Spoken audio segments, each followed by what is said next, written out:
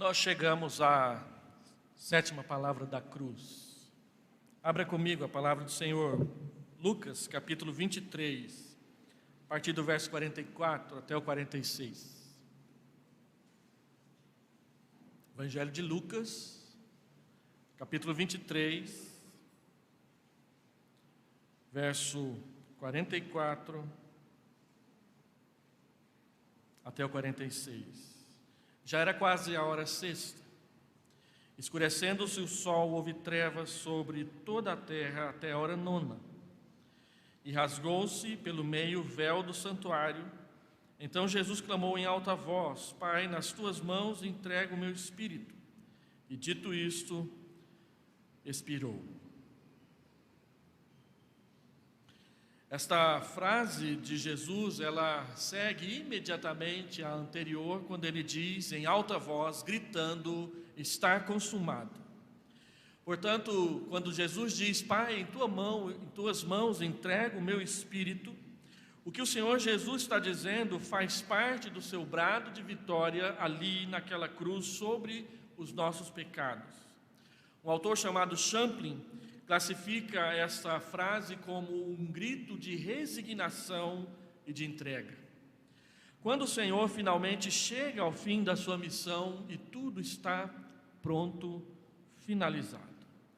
Se você lê os 4 evangelhos, todos os evangelistas deixam claro que o Senhor Jesus não foi vencido pela morte, mas Ele mesmo pessoalmente se entregou a ela.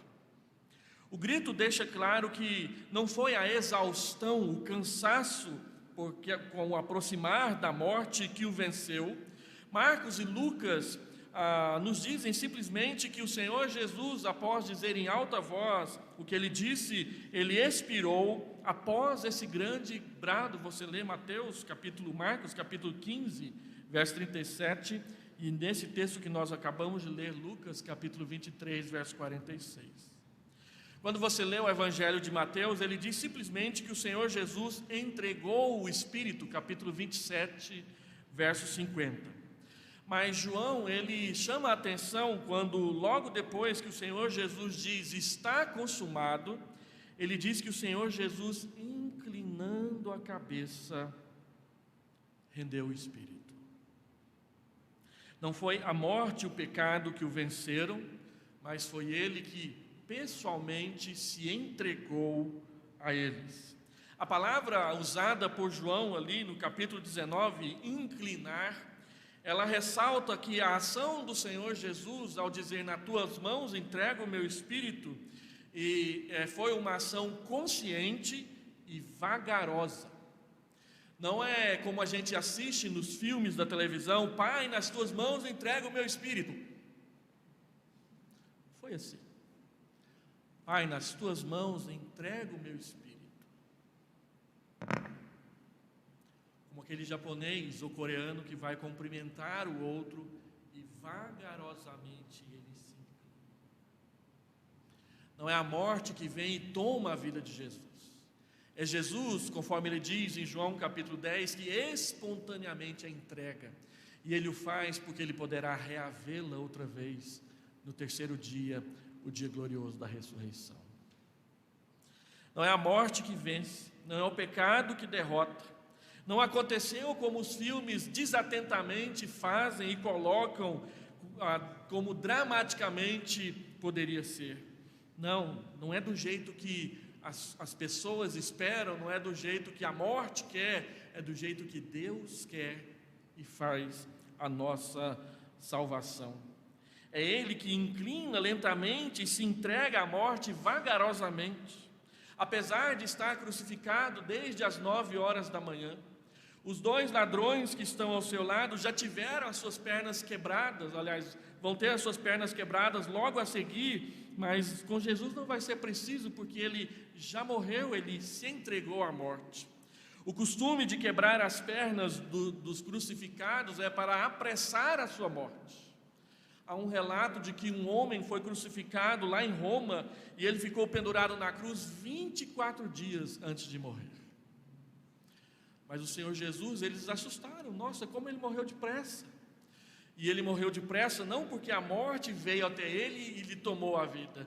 Ele se entregou a ela para que ficasse bem claro que é Deus quem tem o controle de todas as ações, de todo o acontecimento.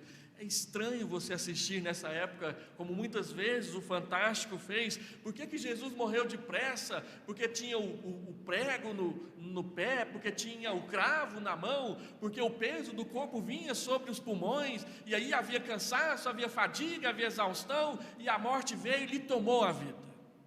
Não foi assim. Tinha tudo isso, mas o texto diz que ele tinha fôlego ainda para gritar a vitória sobre os nossos pecados no final. Ele não quis beber nenhuma bebida de entorpecimento para que a sua mente estivesse lúcida e ficasse bem claro o que ele estava fazendo, e cada passo que fosse seguido um a outro a nosso favor, ele cumpriu. Fica bem claro quando você lê as narrativas do Evangelho que não é um homem fraco e sem poder, mas é o nosso Salvador cumprindo a promessa da nossa salvação, pagando o preço do nosso pecado que está ali. Não é o diabo vencendo o nosso Salvador, mas é o nosso Salvador nos salvando ali na cruz. Não é o fim da esperança, mas é o início de toda a esperança que Deus está colocando sobre nós. Na cruz ele venceu por nós. Tudo está pronto, tudo é entregue nas mãos do Pai. O Senhor Jesus morre, e a Escritura diz que dali até a ressurreição algumas coisas acontecem apressadamente. Ele morre às 3 horas da tarde, mas tem que ser sepultado antes das 6, porque às 6 horas ou às 18 horas começa o sábado. E aí a Escritura narra que o sábado houve apenas silêncio e todos viveram o sábado na presença do Senhor. Até que na manhã do domingo, no nascer do sol, aquela tumba, aquele túmulo não pôde segurá-lo, porque ele vai ressuscitar. E eu gostaria de concluir ao que nós falamos aqui sobre as 7 palavras do que nós cantamos nos hinos a respeito da cruz e da salvação, que as palavras de Cristo na cruz, todas elas, não são palavras de desespero e desesperança, mas são o cumprimento de todas as promessas e o raiar da luz no meio da escuridão, porque Deus realizou a nossa salvação. Ele cumpriu a promessa de que o seu Filho viria e nos resgataria da morte e da condenação. Paulo nos diz que na cruz ele destruiu toda a inimizade que havia entre nós e Deus, Efésios capítulo 2, versículo 15, especialmente a nossa separação de Deus. E agora ele nos convida a receber a sua obra de salvação graciosa realizada naquela cruz, naquela rude cruz a nosso favor. Aquele que não conheceu o pecado, diz o apóstolo Paulo em 2 Coríntios, capítulo 5, versículo 21, aquele que não conheceu o pecado, Deus o fez pecado por nós. Para quê? Para que nele fôssemos feitos justiça de Deus. Por isso, hoje, diz o apóstolo Paulo em 2 Coríntios, capítulo 6, versículo 1, hoje é o dia da salvação. Não receba em vão a graça de Deus quando ela é oferecida a você. Receba a graça de Deus no perdão dos pecados que gratuitamente e graciosamente naquela cruz Ele pagou por você. Vamos orar.